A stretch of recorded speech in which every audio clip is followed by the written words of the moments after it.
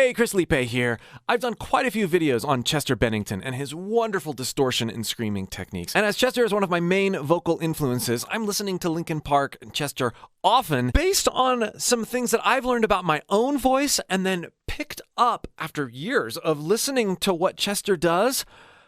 I feel like I've discovered a new perspective on what makes Chester's distortion and screams so cool and so unique. So I wanted to share that with you in this video. And to demonstrate it and to show it firsthand, I wanted to look at a particular live version of a wonderful Linkin Park song that includes a lot of Chester going back and forth between clean singing, dirty singing, and all-out screams. Let's get into it. This is a new song. Uh-huh.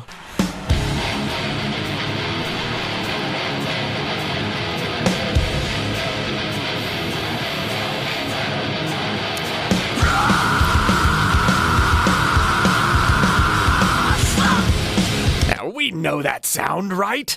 Sizzly, high, present, but also juicy and textured and layered.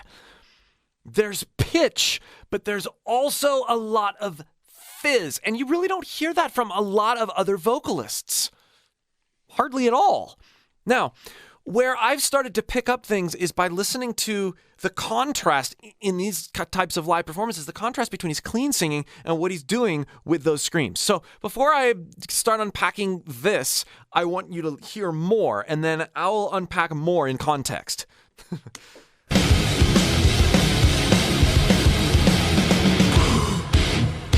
Okay, there's another sound. We just have to take note of these because they all work together. Even though they're different, they all work together in providing insight into what he does.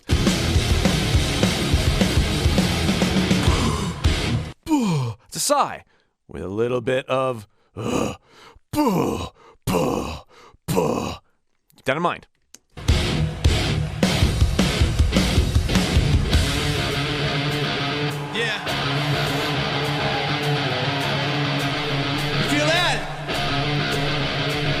Didn't think that I had a debt to pay till they came to take what I left away. You said you don't put me to the test today, but I remember you saying that yesterday there was a time when your mind wasn't that. I missed that interaction there. Control every memory, a confession pouring out of your soul, like a pill you couldn't swallow, so I swallow you whole. Another. And that, like the impending doom and energy coming when we know Chester's gonna like break out of what Mike just laid down. Lie on the bottle, it followed you home, and like that. Broken down, a victim of your pride. Fight so out of control, every memory. I want to establish the pitch basis, the tonality behind that scream. Lie on the bottle, it followed you home, and like that. Broken down, a victim of your pride. Broken down! And then the mouth shape. Broken down! A victim of! It's not broken down! But it is that note. There's a definite note basis there, and that note is prominent and part of the song.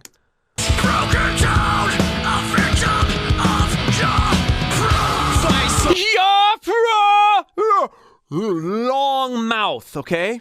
Out of control, every memory of confession pouring out of your soul, and like that. Broken down, a victim of your lies you hide behind. So on Lies, you really hear that tone come through, and then he's singing the same note in the clean section here, but it's so incredibly different. Listen again. A victim of your lies you hide behind. So we have this lies you hide behind, right? Like such a contrast on the same exact note. This gives us a lot of clues into how Chester's getting his sound. Now, I have to say, if you're trying to experiment with this stuff, but you don't understand fundamentally what it means to support your voice in different ways, in correct, proper, different ways, you're going to be really frustrated and you're probably going to hurt yourself. So, before you do anything else, join my free voice course. This is linked in the video description and the pinned comment, and I'll help you understand how to moderate your air in a few different ways that are very key to developing these types of engagements in your own voice. So make sure you do that. As I've been experimenting with this sound, this constriction, this sound. Now, there's my true voice, or my primary chords are engaged there as well. There's also this sizzly sound that's happening that sounds pretty close to what Chester is doing. Experimenting with that, and then listening to what Chester does, going, have I had his stuff wrong this whole time? No, I just had it incomplete.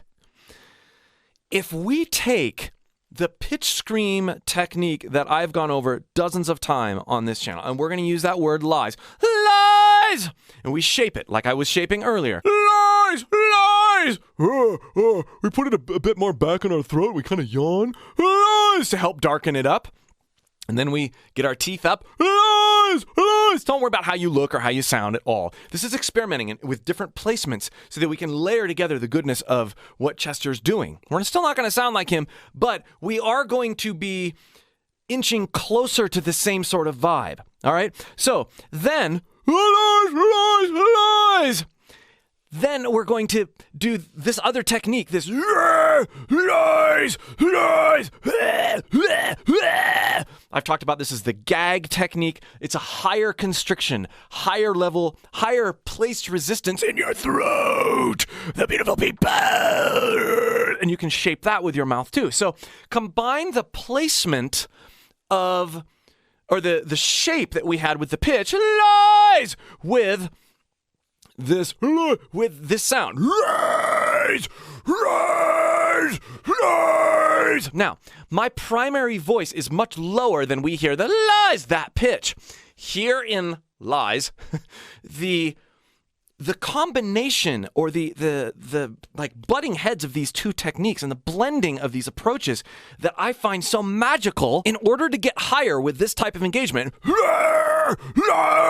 and get that real sheeny, sizzly, sort of sound that has more presence than the just standard pitch scream, which I've covered many times, the sort of Cornelian,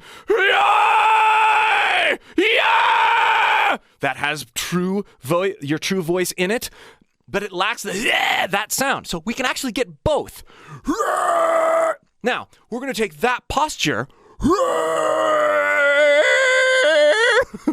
and we're going to push up till our voice breaks while maintaining that level of compression that we get from that gag sound.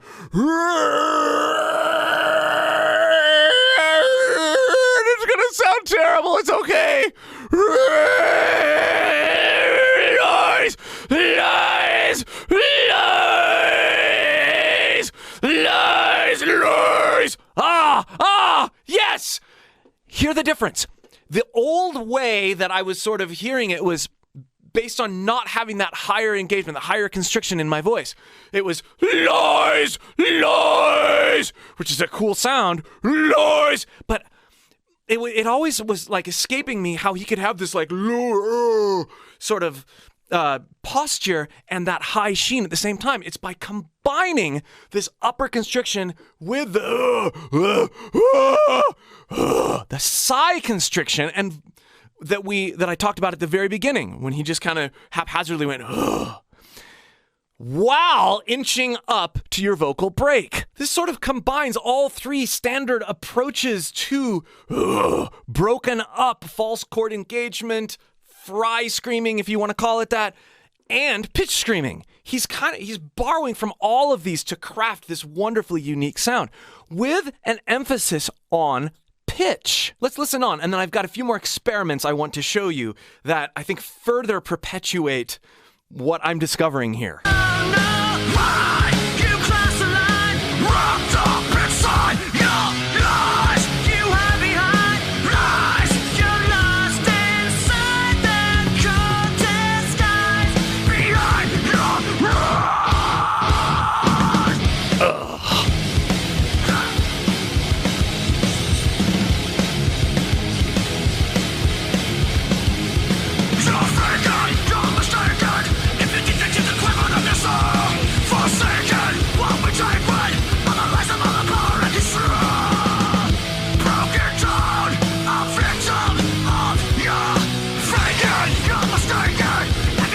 Okay, that word, mistaken. There's so much voice in there.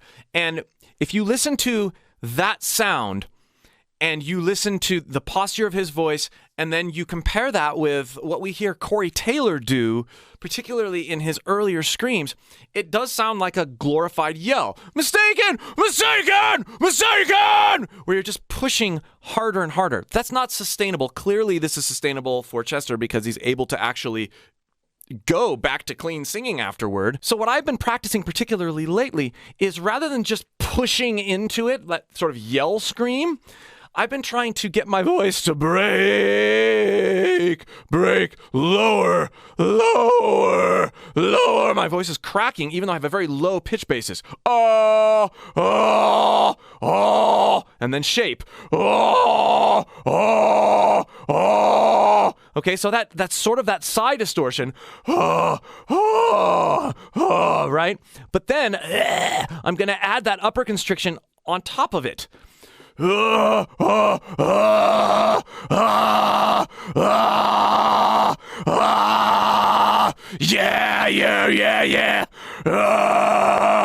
I have the pitch, I have the and I have the I have all of that going on. This is a way more layered and sustainable way to get these types of sounds. Listen in light of what I just did, the silly, stupid exercise sounds that I just did, to the last few phrases of Chester.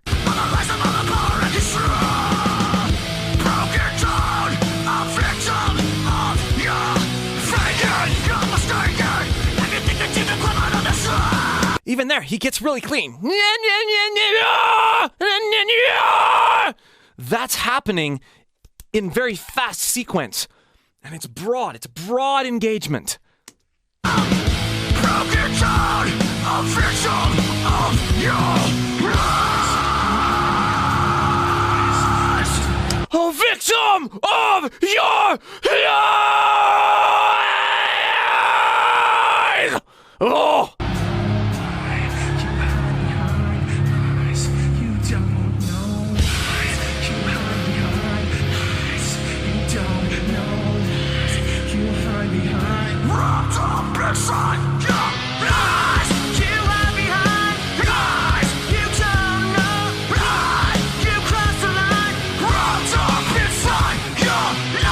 This is another thing that really gave things away for me as I started listening while experimenting with my own voice. You often hear when he gets into a screaming passage, he does do that. But there's more break and more power behind his voice than simply what this end result is. Right? There's more to it. So if we get to that level of constriction and then let our voice break, your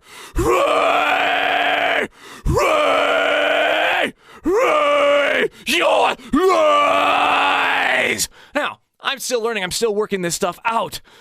But wow, do I feel like I have a whole other level and an area of texture to explore now. Thank you for sticking with me as I explore more. Behind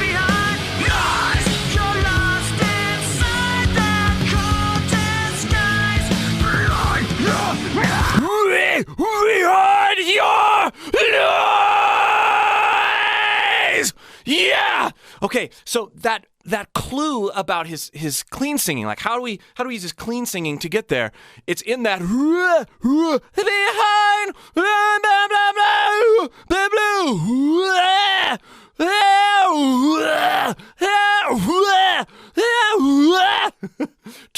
Try that very simple drill. Clean and just stick with yeah, because we can link. Yeah. We can do lots of things with yeah. And then dip. Clean. Yeah. Let your voice break a little and then push all the way through to where we get that gag sound.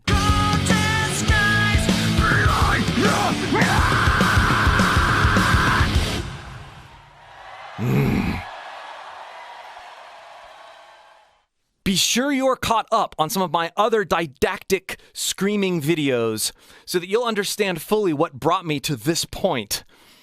I guarantee you it'll be worth it. And if you'd like more help developing the essentials necessary to do these types of things with your voice, make sure you've joined my free voice course linked in the video description or the pinned comment. We'll see you for more.